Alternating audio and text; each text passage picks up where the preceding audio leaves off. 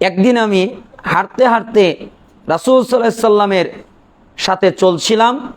একদিন হাঁটতে হাঁটতে আমি রাসূলের নিকটবর্তী হলাম। কে বলছেন? মুআয ইবনে জাবাল বলছেন। আমি হাঁটছিলাম, হাঁটতে হাঁটতে কার নিকটবর্তী হলাম? রাসূলের নিকটবর্তী হলাম। অতঃপর আমি রাসূলকে বললাম, ফাকুলতু, আমি বললাম, আখবিরুনি বিআমালিন ইদখিলুনি আল জান্নাহ ওয়া ইউবাঈদুনি মিনান নার।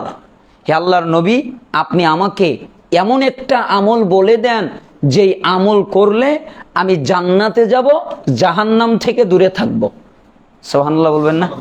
দেখেছেন কত চমৎকার কথা, এক কথায় কত কিছু চেয়ে ফেললেন। যে আপনি এমন একটা কথা আমাকে বলবেন যা আমাকে জান্নাতে নিয়ে যাবে, জাহান্নাম থেকে দূরে রাখবে।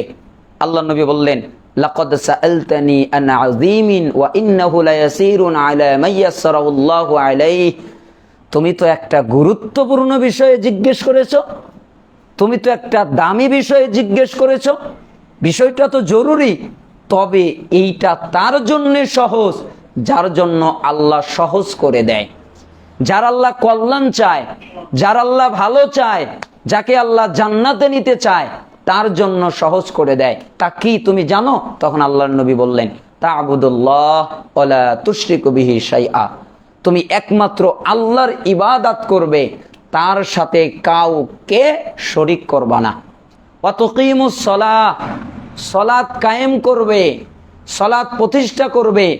ওয়া তুতিজ যাকাত, যাকাত আদায় করবে। ওয়া তাসুমু রমাদান, রমাদান মাসে সিয়াম রাখবে। ওয়া তাহুজ্জুল বাইত, এবং হজ পালন করবে। তার মানে ইসলামের খুঁটিগুলো বললেন। ইসলামের খুঁটি কয়টা? 5টা। একটা হচ্ছে ঈমান কালেমা, আরেকটা হচ্ছে সালাত, আরেকটা হচ্ছে যাকাত, আরেকটা হচ্ছে সিয়াম, আরেকটা হচ্ছে হজ। মানে 5টা খুঁটির একটা যদি ধ্বংস করা হয় তাহলে ঘর পড়ে যায়। সুম্মা ক্বাল, অতঃপর আল্লাহর নবী বললেন, আলা আদুল্লুকা আলা আবওয়াবিল খাইর, আমি কি তোমাকে বলবো না কল্যাণের দরজা কি? এটা কি জানাবো না যে কল্যাণের দরজা কি, কোন দরজা দিয়ে তোমরা কল্যাণে প্রবেশ করবে? তখন আর আল্লাহর নবী সাহাবীদের কথাও নিলেন না, এমনি একাই বলা শুরু করলেন, আস-সাওমু জুন্নাতুন। সাওম, সিয়াম, সিয়াম হচ্ছে ঢাল স্বরূপ। সিয়াম কি? ঢাল। ঢাল বোঝেন তো? যুদ্ধের ময়দানে ব্যবহার করা হয়। কেন ব্যবহার করা হয় ঢাল?